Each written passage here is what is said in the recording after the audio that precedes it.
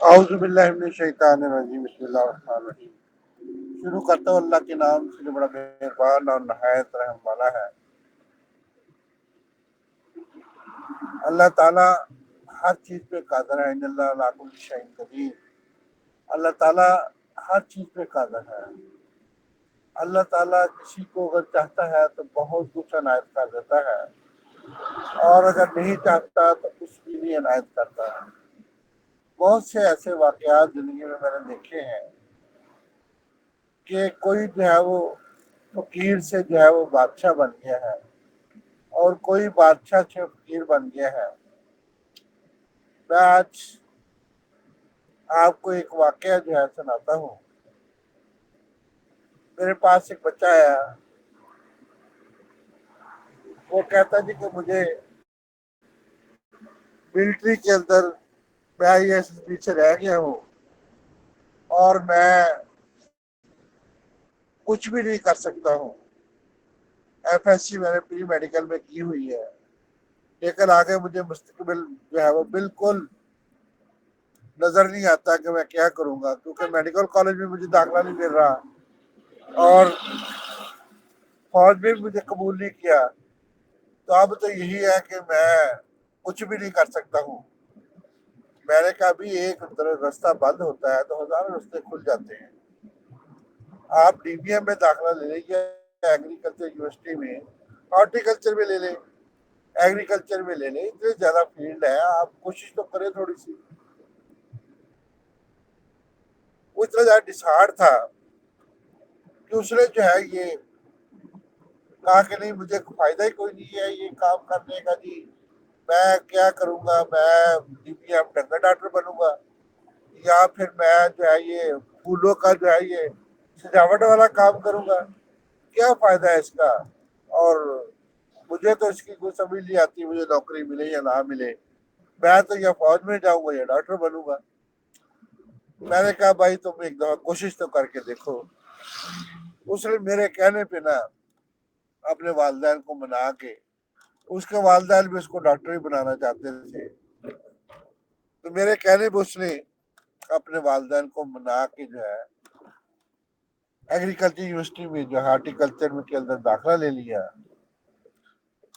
जब उसने दाखिला लिया तो उसके बाद अल्लाह ने उसके जो है ये बड़े रंग फेरे।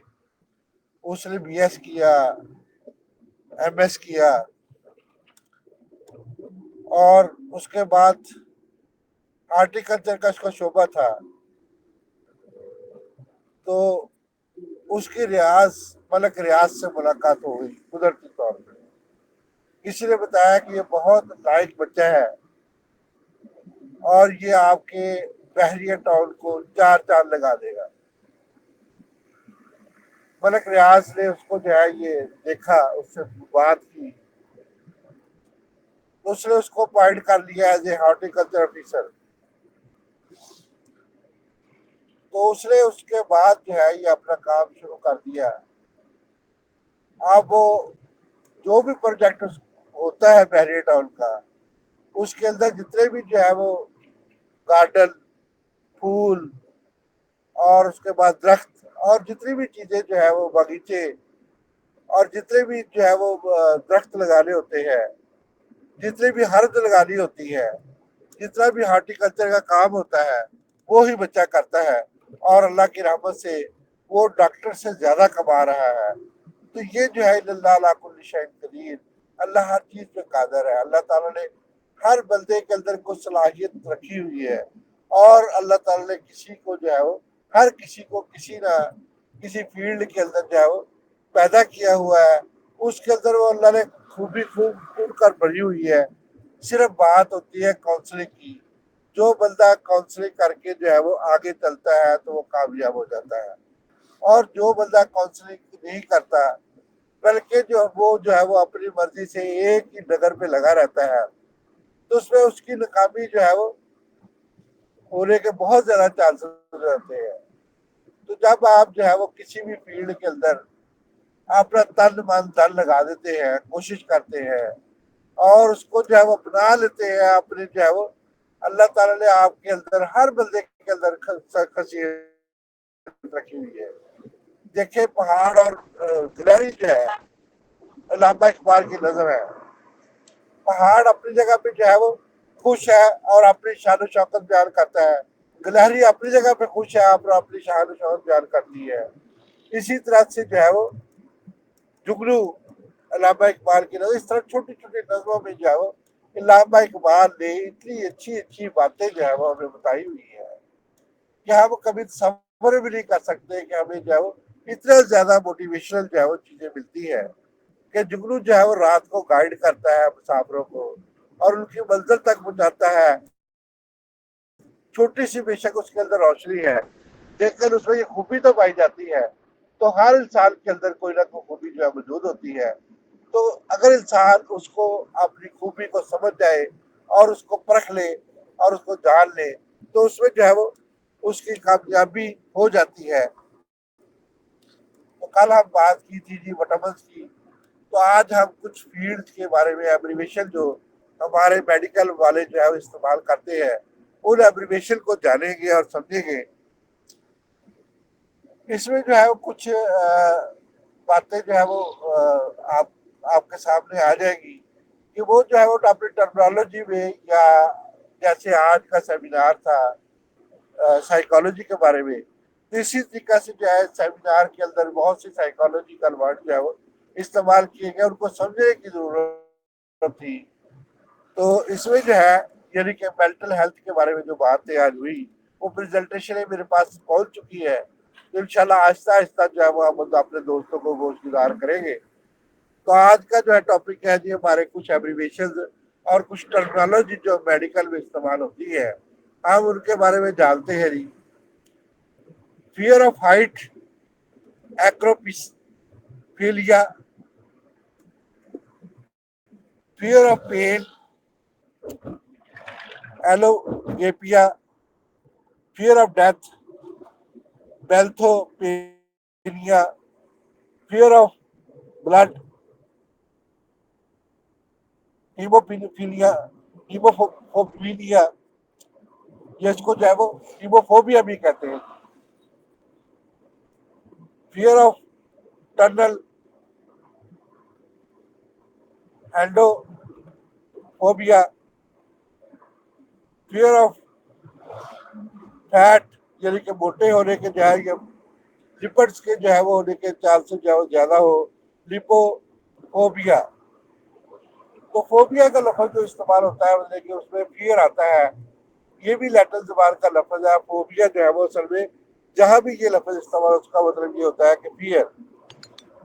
इसके बाद कुछ स्टडीज है कि आप जो स्टडीज करते हैं मतलब उसके बारे में जो जानते हैं, उसमें स्टडी ऑफ ब्लड हिमाटोलॉजी कहते हैं इसको, स्टडी ऑफ लिवर, लीवर जो है वो उसको हेप्टो कहते हैं जी, हेप्टो hepatology, liver of study of fungi fungi या फंगस, इसको जो है बायोकोलॉजी कहते हैं जी। स्टडी ऑफ लीवर वायरस को जो है वो स्टडी ऑफ वायरस वायरोलॉजी कहलाता है जी। स्टडी ऑफ किडनी जो है वो नेफ्रोलॉजी कहलाता है जी। स्टडी ऑफ कैंसर ऑन्कोलॉजी कहलाता है जी। इसी तरीके से जो है वो यूनिसेलुलर जो है उसको हम जो है वो कॉस्मेटोलॉजी कहते हैं जी। यानी कि हम जो जो भी हम जो है वो कॉस्मेटिक को या चेहरे को चमकाने के लिए और जिल्द को नरम करने के लिए इस्तेमाल करते हैं। और इसके बाद जो है अगर फ्रूट्स को हम इस्तेमाल करते हैं तो इसको जो है वो फिनोलॉजी कहते हैं जी। इसी तरह से बोन्स के इलम को जो है वो ऑस्ट्रोलॉजी कहते हैं जी। एग्स के इलम को जो है वो ओलॉजी कहते हैं जी। इसी तरह से ब्रेन के इलम को जो है वो ट्रंकोलॉजी कहते हैं जी। और आइज के इलम को जो है वो ऑप्थोमोलॉजी कहते हैं। तो इस तरीके से ऑप्थोमोलॉजी जो है वो आंख के जितने भी अमराज होते हैं, आंख की जितनी भी जो है डिजीजेस है उनको जानने को हम जो है वो ऑप्थोमोलॉजी कहते हैं। आईसीयू ये इंतहाई निगहदाश्त का यूनिट होता है। अल्टरनेटिव केयर इसको जो है वो यूनिट कहते हैं जी। ओपीडी आउटडोर पेशेंट जहाँ पे हम बैठते हैं जी, इसको जो है वो ओपीडी कहते हैं, यानी कि जो बाहर से मरीज आके तो हम इमरजेंसी के अलावा जितने भी पेशेंट आते हैं हम उनका जो डायग्नोज करते हैं, और उसके बाद डायग्नोज करने के बाद हम उनको ट्रीटमेंट लिख के दे देते हैं या अपनी तरफ से दवाई भी दे देते हैं। तो ये सारा ओपीडी के अंदर जो होता है, इसको कहते हैं आउटडोर पेशेंट, आउटडोर पेशेंट।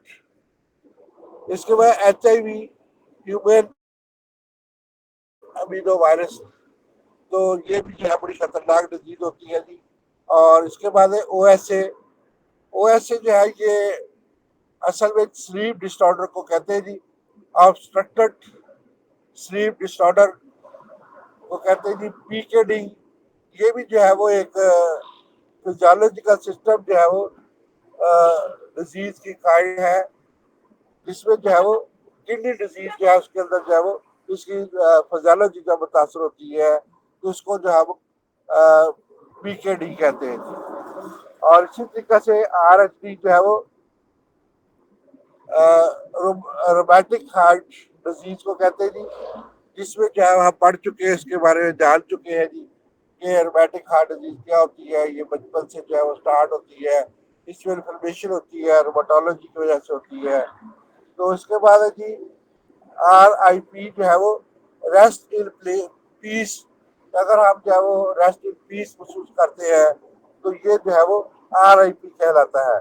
इसी तरह से TLC टोटल लिकोसाइट्स कहलाते हैं जी। इसके बाद है जी UTI यूरिनरी ट्रैक इन्फेक्शन कहलाता है जी, यानी कि पेशाब वाली नाली के अंदर कोई जख्म वगैरह या सोजिश वगैरह हो जाए तो उसका हम UTI कहते हैं। इसी तरीके से RBC रेड ब्लड कॉर्पसेस कहलाते हैं जी। WBC जो है वो व्हाइट ब्लड कॉर्पसेस कहलाते हैं जी। BUL जो है ब्लड यूरिया नाइट्रोजन कहलाती है जी। BUL जो है अगर बढ़ जाए तो उसमें जिस्म के ऊपर सोजिश पड़ जाती है, चेहरे के लिए सोजिश आ जाती है, तो ये जो है वो ब्लड यूरिया नॉर्मेलिटी कहलाता है जी। BMR जो है वो बेसल मेटाबॉलिक रेट कहलाता है जी। DNA deoxy ribo nucleic acid कहलाता है जी। RNA जो है वो राइबो न्यूक्लिक एसिड कहलाता है जी। BOD जो है वो इसको जो है वो ब्रोंकल ऑब्स्ट्रक्टिव डिजीज भी कहते हैं और ब्रोंकल ऑक्सीजन डिजीज भी कहते हैं या डिसेबिलिटी भी कहते हैं। तो अगर जो है वो ब्रोंकाई को जो है वो ऑक्सीजन नहीं मिलती या वो ऑब्जॉर्व नहीं कर सकते तो उस वजह से जो है इसको BOD कहते हैं। इसके बाद है जी मुख्तलिफ अमराज जो है ये कैसे हम कहते हैं कि ये अमराज जो है वो इस तरीके से होता है जी। एमनेसिया जो है वो लॉस ऑफ मेमोरी को कहते हैं जी, एमनेसिया। और इसी तरीके से जो है वो एनोमेक्सिया जो है वो लॉस ऑफ एपिटाइट को कहते हैं, यानी कि हमें भूख नहीं लगती, आप भूख नहीं महसूस करते तो उसको ये कहते हैं। इसके बाद है जी अग्रोसिया। अग्रोसिया कहते हैं जी हमें जो टेस्ट का पता नहीं चलता तो आप उसको जो है वो अग्रोसिया कहते हैं जी। इसी तरह से जो है वो हाइपो सलाइवा जो है वो लॉस ऑफ सेंसिटिविटी जो है उसको कहते हैं जी हाइपो सेंसिटिविटी। तो इसको जो है लॉस ऑफ सेंसिटिविटी, यानी कि हम किसी चीज को महसूस ही नहीं कर सकते, टच को भी महसूस नहीं कर सकते, टेस्ट को महसूस नहीं कर सकते। तो हमारी सेंसेस जो है वो 5 सेंसेस जो है वो अपना काम करना छोड़ देती है ब्रेन की वजह से, किसी फालज की वजह से, लकवे की वजह से। तो ये मसला जो है हो जाता है। एनासोमिया जिसमें जो हम स्मेल नहीं कर सकते किसी चीज की, सूंघ नहीं सकते, तो इसको जो है वो एनासोमिया कहते हैं। इसी तरीके से जो है वो जब हम स्मेल नहीं कर सकते किसी चीज को तो हम उसको एनासोमिया कहते हैं। तो ये तमाम अमराज जो है इस तरीके से जो है वो बड़े मुख्तसर अंदाज में जो है वो हम बयान करते हैं।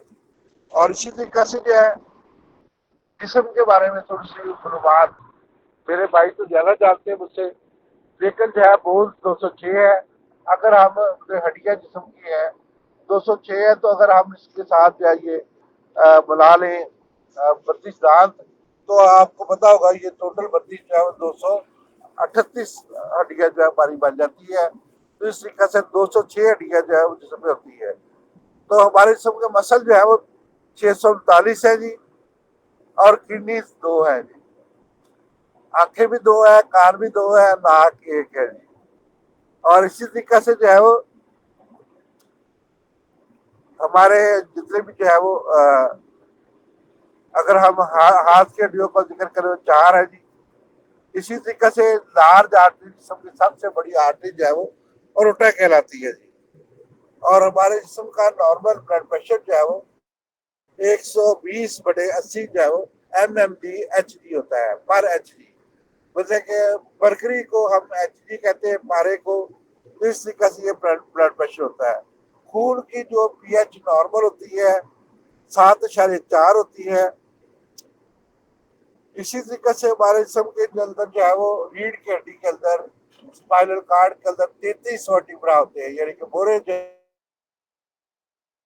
है वो इनकी तादाद 33 होती है, जिसमें नेक के मोरे या गर्दन के मोरे 7 होते हैं, जिनको हम सर्वाइकल भी कहते हैं। ईयर की 3 हड्डियां होती है, आपको पता है कि उसको जो है वो थोड़ी काम नमा वगैरह जो है वो कहते हैं। इसी तरीके से जो है वो हमारे स्कल जो है, यानी कि खोपड़ी जिसको हम जो है वो छज्जा भी कहते हैं, उसके जो है वो 20 हड्डियां होती है। उसमें जो है वो खोपड़ी की हड्डियां जो है आमने सामने, पीछे की हड्डी, नीचे की हड्डी और मैक्सिमल बोन, और ये सारी जो है ये इसमें शामिल होती है। और चीनी की हड्डी भी इसमें शामिल होती है, रुखसार की हड्डी भी इसमें शामिल होती है, थोड़ी की हड्डी भी इसमें शामिल होती है। तो आज हम थोड़ा सा जो है ना वेट के बारे में बात कर लेते हैं कि हमारे जिसम के मुख्तलिफ ऑर्गन का कितना वेट होता है। हमारे जिसम में जो है वो ब्रेन का वेट जो है वो 1250 ग्राम होता है जी, और 1400 ग्राम तक तकरीबन ये होता है। नॉर्मल ये 1250 ग्राम होता है। इसी तरीके से जो है हमारे हार्ट का वेट जो है ये 325 से लेके 425 तक होता है। तो लंग्स का वजन है वो, राइट लंग का वजन जो है 325 से लेके 450 तक। और लेफ्ट लंग का वजन जो है वो, सॉरी, राइट लंग का वजन जो है 350 से लेके 550 तक। और लेफ्ट लंग का वजन जो है, जिसको फेफड़ा भी कहते हैं, 325 से लेके 450 तक। लीवर 1500 जो है वो ग्राम तक जो है वो तकरीबन होता है। इसी तरीके से जो है किडनी 125 से लेके 112 जो है ये 185 ग्राम तक होती है। स्प्लीन जो है वो 120 से लेके 180 ग्राम तक होती है। इसी तरीके से हमारा जो मैदा है, इसको स्टोमिक भी कहते हैं, 150 से लेके जो है वो 200 ग्राम तक होता है। इसी तरीके से बाकी चीजें भी जो है मुख्तलिफ जो है वो यूरिथ्रा, उसका वजन जो है, यूट्रस का वजन हम कर लेते हैं जी। यूट्रस जो है वो 100 ग्राम से लेके जो है वो 115 ग्राम तक होता है जी। इसी तरीके से जो है वो हमारे जिस्म के अंदर और भी बहुत सी चीजें जो है जिनका मुख्तलिफ वेट होता है। तो अब हम थोड़ी सी एब्रीवेशन और कर लेते हैं जी, कि इसमें जो है वो MBBS जो है, इसका मतलब होता है bachelor in medicine and bachelor in surgery. BR doctor को लिखते हैं जी। MS जो है वो मास्टर को लिखते हैं जी। तो MS जो है वो इन सर्जरी जो है, यानी कि मास्टर इन सर्जरी भी लिख लेते हैं। MD मेडिसिन डॉक्टर को कहते हैं। BSc बैचलर इन साइंस को कहते हैं जी। BDS जो है वो बैचलर डेंटल सर्जरी को कहते हैं जी। और इसी तरीके से जो है वो जो ANM जो है वो असल में ये मिडवाइफ जो है वो नर्स होती है, उसको हम ANS भी कहते हैं और AMS भी कहते हैं, यानी कि जो है वो इसी तरीके से GNS जनरल जो है वो, GNM जो है वो जनरल नर्स, और उसके बाद मिडवाइफ इसको कहते हैं जी। तो इस तरीके से जो है वो हम मुख्तलिफ चीज़ों की जो है वो एब्रीवेशन को समझ लेते हैं और जान लेते हैं। इसी तरीके से हमारे जिस्म के अंदर और भी बहुत सी चीजें जो पाई जाती हैं, जिनको हम जो है वो एब्रीवेशन की सूरत में जो है वो जाहिर कर सकते हैं जी। तो इसमें जो है कुछ अंग्रेजी अल्फाज जब हम इस्तेमाल करते हैं, तो उसमें जो है दोनों अल्फाज हम इस्तेमाल कर सकते हैं। इसमें जो है वो मतलब फर्ज किया अगर टेस्टी हम जो है वो लिखते हैं, टेस्टी डिलीशियस भी कहते हैं उसको। और इसी तरीके से जो है वो अ, अगर सामने का कोई हिस्सा हम उसको ज़ाहिर करते हैं तो उसको हम जो है वो सुपीरियर कहते हैं ऊपर वाले हिस्से को, और नीचे वाले हिस्से को इंफीरियर कहते हैं। तो इसी तरीके से जो है वो जब सीधा मरीज को उठाया जाए तो उसको हम सुपीनेशियन पोजीशन कहते हैं। और इसी तरीके से जो है वो जब एक्सरे किया जाता है तो अगर सामने के हिस्से का एक्सरे करना हो तो उसको अंटीरियर कहते हैं, अगर पीछे वाले हिस्से का एक्सरे करना हो तो हम उसको पोस्टीरियर कहते हैं, तो अगर साइड से करना हो तो हम उसको लेटरल कहते हैं, अगर एक ऊपर से नीचे को छाए मारनी हो तो हम उसको जो है सजिटिल कहते हैं। तो एक तरफ से जो है वो हमें ये चीजें जो है वो मिल जाती है कि इससे जो है वो हमें पता चल जाता है कि ये चीज जो है इस तरीके से है। तो इस तरीके से जो है वो हम बहुत सी चीजों को जो है वो आ, दो जबानों के अंदर जो है वो इस्तेमाल करते हैं, जिसकी वजह से जो है वो हमें मुख्तलिफ चीजों का जो है वो पता चल जाता है कि इस तरीके से जो है वो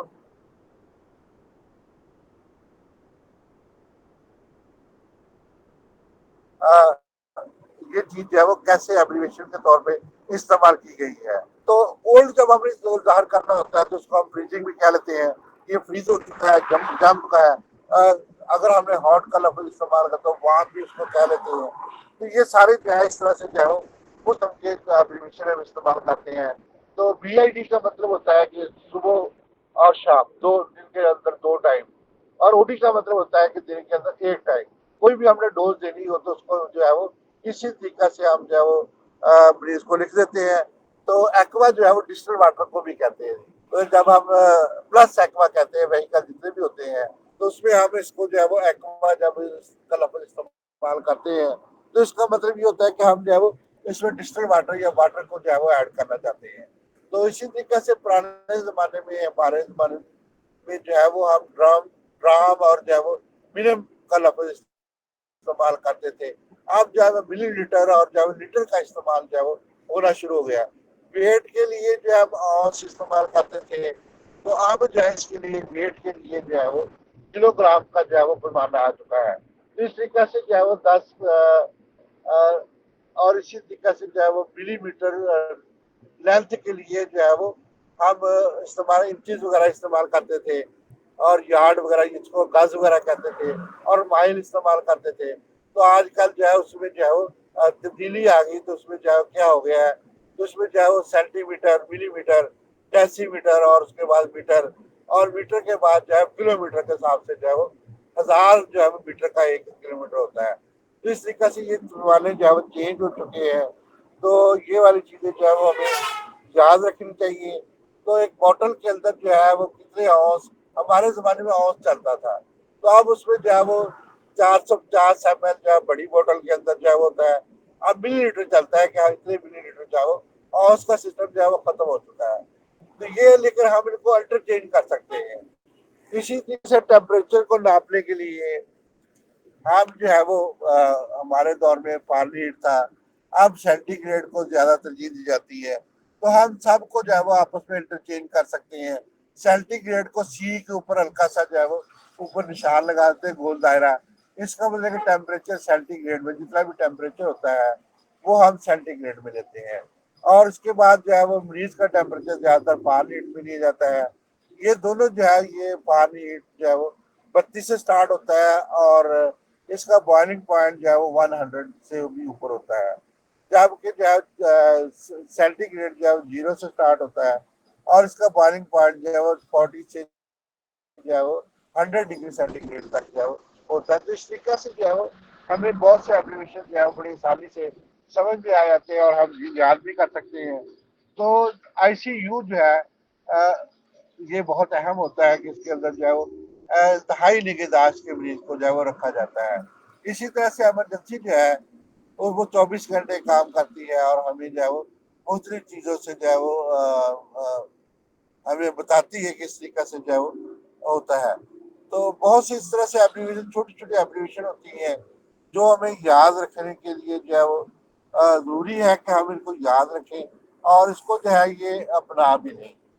और जितनी भी मुझे स्कैमिक हार्ट डिजीज है इसको जो है वो जिसमें जो है वो IHD इसको लिखते हैं, और इसी तरीके से जो है वो पल्मोनरी ट्यूबरकुलोसिस है इसको जो है वो TB लिखते हैं।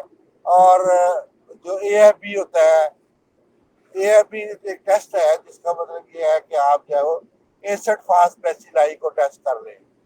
मैंने एसिड फास्ट बेसिलाई जो है ये बेसिलाई बैक्टीरिया जो है वो बैक्टीरिया है बेसिकली तौर पर। तो बैक्टीरिया जो है वो माइक्रोबैक्टीरियम ट्यूबरकुलाई है असल में। तो उसको जो है जब हम स्पूटम से टेस्ट करते हैं तो उसको जो है वो AFB कहते हैं, यानी कि acid fast bacilli from the sputum. तो स्पूटम से हम उसको चेक करते हैं, अगर उसका कलर जो उसको डाई करते हैं तो उसका कलर सुर्ख आ जाए, माइक्रोस्कोप के अंदर आप देख सकते हैं उसको, तो हमें ये महसूस हो जाता है कि इसमें जो है वो एसिड फास्ट बेसिलाई जो है वो है, सुर्ख रंग के राड होते हैं। तो इस तरीके से हम बहुत सी चीजों को जो है वो इसी तरीके से, जो MP का मतलब होता है मलेरिया पैरासाइड, तो ये मतलब असल में जो पेरिफेरल फिल्म होती है वो क्या होती है, RBC की पेरिफेरल फिल्म कैसे होती है, या किसी भी जो है वो उसमें हम पेरिफेरल फिल्म जो है वो ऐसे करते हैं कि इसको देखते हैं माइक्रोस्कोप के अंदर, उसकी जो है जो भी सेल हमने देखना होता है उसकी विड्थ को देखते हैं, उसकी जो लेंथ को देखते हैं, उसकी जो मॉर्फोलॉजी की देखते हैं, और उसकी जो मुख्तलिफ चीजों को देखते हैं। तो जिसकी वजह से हमें जो अगर मतलब उसमें खराबियां हो, मतलब फर्ज का WBC में खराबी है, RBC में खराबी है, प्लेटलेट्स में खराबी है, तो उसकी मॉर्फोलॉजी में चेंजेस आ जाएंगी, तो जिसकी वजह से हमें पता चल जाएगा ये जो प्रॉब्लम जो है वो। तो इस तरीके से इसमें घबराने की कोई बात नहीं, सिर्फ समझने की बात है, थोड़ी सी मेहनत की बात है। जब आप जो है इसको समझ जाएंगे और मेहनत करेंगे तो अल्लाह ताला आपका जरूर साथ देंगे, और आप जो है वो बहुत से टर्मिनोलॉजी को समझ के बड़ी आसानी से जो है वो मुख्तलिफ किस्म के डायग्नोज भी कर सकते हैं, और मुख्तलिफ चीज़ों को समझ भी सकते हैं।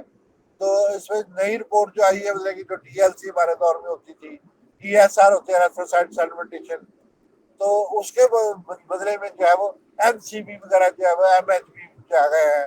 हीमोग्लोबिन नॉर्मल जो है वो इंसानी बदन के अंदर जो है औरतों के अंदर हीमोग्लोबिन की मकदार जो है वो 12 से 14 ग्राम होती है जी, 16 ग्राम भी हो जाए तो ज्यादा बेहतर है। तो मर्दों के अंदर 14 से 16 ग्राम होती है। तो ये जिससे कम जो होता है हीमोग्लोबिन जो है वो एनीमिया का ज़ाहिर करता है, यानी कि खून की कमी को ज़ाहिर करता है। अगर 8-10 हो जाए तो कोई ऐसा प्रॉब्लम नहीं है, उसमें सांस जरूर फूल जाता है लेकिन जो है वो इतना प्रॉब्लम नहीं होता। लेकिन अगर इससे भी कम हो जाए हीमोग्लोबिन तो उससे जो है ये सांस का फूलना, जिसम का दर्द करना, फटीग कहते हैं जिसम के दर्द करने को, थक जाने को कहते हैं। तो इस तरीके से जो है वो पेन जो है जहाँ भी हो, इस ये जो है वो अलामत होती है किसी भी जो है वो जिसम के अंदर तब्दीली की। फीवर भी जो है वो किसी भी जिसम के अंदर तब्दीली की, इन्फेक्शन की जो है वो अलामत होता है। तो फीवर खुद खुद कोई बीमारी नहीं है, पेन खुद कोई बीमारी नहीं है, ये दूसरी बीमारियों को जाहिर करने के लिए होता है। बहुत शुक्रिया डॉक्टर साहब का और मेरे दोस्तों और भाइयों का। तो कोई सवाल हो तो जरूर आप किया करें, हम इसको जो है वो कल आप जो आज हमने साइकोलॉजी की असाइनमेंट्स देखी है वहाँ पे जो है वो बहुत से दोस्त वहाँ पे मौजूद थे। तो जो लोग नहीं आ सके उनके लिए जो है वो स्पेशल मैं जो है वो इंशाल्लाह 1-2 दिन में उनकी ट्रांसलेटर करके जो है वो आपके लिए इसी फॉर्म पे जो है वो पेश करूंगा। बहुत शुक्रिया डॉक्टर साहब का और मेरे दोस्तों और भाइयों का, बहुत शुक्रिया।